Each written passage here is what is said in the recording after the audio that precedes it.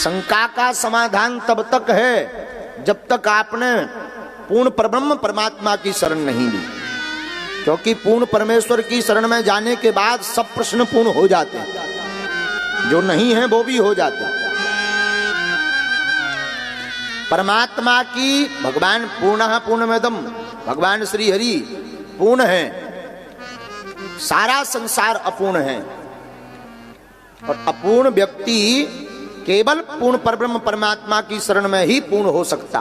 तो कई लोग ऐसे होते, महाराज जी आप एक प्रश्न बता दो तो दो और नए जन्म ले लेते हैं। एक प्रश्न का उत्तर बता भी दो तो दो नए प्रश्न और कौतुक करने लगते हैं, उनका उत्तर बताओ तो 5 और प्रकट हो जाते हैं।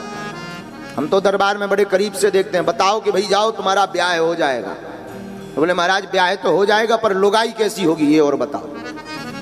और उन्हें बता दो कि लुगाई भी बढ़िया संस्कारवान मिलेगी, घर भर बढ़िया रहेगा। अच्छा महाराज पर बच्चे कितने हैं बताओ जरा, भाग्य में कितने लिखे। जितना आप बढ़ाते जाओगे फिर उतने कौतुक प्रश्न बढ़ते जाएंगे। लेकिन एक करोड़ों की बात बताएं, आपको प्रश्नों से मुक्ति चाहिए तो पूर्ण परब्रह्म परमात्मा की शरण लो, वहां जाने के बाद फिर कुछ प्रश्न बचता ही नहीं है। चित्तचोर इतने छलिया हैं, सब हरण कर लेते, जब मन को ही हरण कर लेंगे तो मन में फिर कुछ कौतुक करेगा ही नहीं।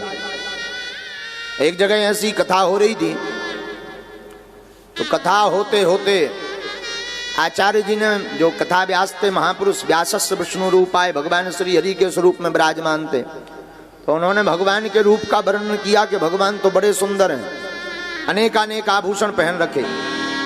एक चोर कथा सुन रहा था, पता नहीं काशी में हो रही थी, कहाँ हो रही थी, पर हो रही थी।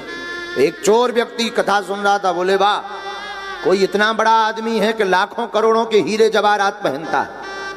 बोले छोटी मोटी चोरी करने से क्या फायदा, इसी आदमी को पकड़ा जाए, इकट्ठी डकैती की जाए, जिंदगी भर आराम से खाएंगे। तो जब भागवत हो गई तो उसने जो है कटार हाथ में ली, व्यास जी के पास पहुंचा। बोले और सब बाद में, पहले ये बताओ जिसका तुम बता रहे थे वर्णन दिन में, वो कहाँ मिलेगा। उसे लगा कोई सेठ होगा, और वर्णन कर रहे थे आचार्य जी भगवान नंदनंदन का, कि भगवान बड़े दिव्य सुंदर हैं, द्वारकाधीश बने तो बढ़िया मोर मुकुट, बढ़िया मुकुट पहने, स्वर्ण जड़ित आभूषण पहने, भगवान बाजूबंद पहने, दिव्य श्रृंगार का महिमा बताई।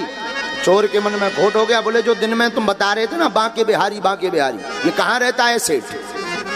बोले भाई ये कटार क्यों दिखा रहे हो। बोले बता रहे कि हम प्राण निकालें तुम्हारे। व्यास जी बोले भैया मारो मत, हम तुम्हें सही सही बता देते हैं, ये वृंदावन में रहते हैं, किसी से भी पूछ लेना। सीधा साधा था, अनपढ़ आदमी। जैसे ही इसने नाम पता सुना तो इसने एक कलम कागज ली और लिख लिया, तो भागा वृंदावन।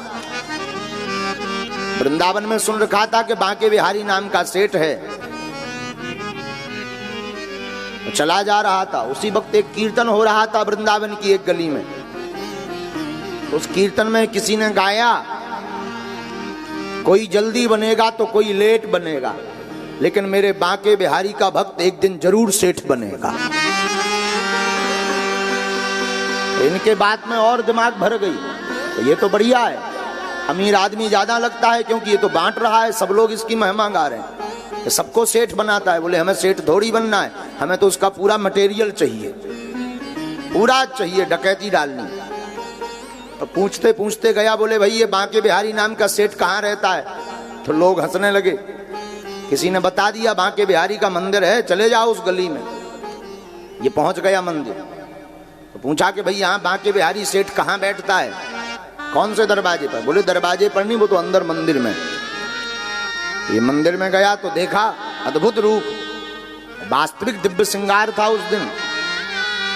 रोज भगवान के दर्शन करे, रोज ये सोचे कि कब लोग भागे और कब हमें सेठ की चोरी करें। चोरी करने के ध्येय से उसने एक उपाय किया कि हम यहीं पर सेवादार बन जाते हैं। वो दिन ना रात झाड़ू पोंछा लगाने लगा। रात को जब पट बंद हो गए तो सोचे शायद लोग भागें, लेकिन एक ना एक कोई ना कोई बना रहे, पकड़ने का भय बना रहे। ये रोज आकलन करे, रोज जो है झाड़ू पोंछा वहीं मंदिर में लगावे, रोज बड़े गौर से देखे, आहा मूर्ति बड़ी दिव्य।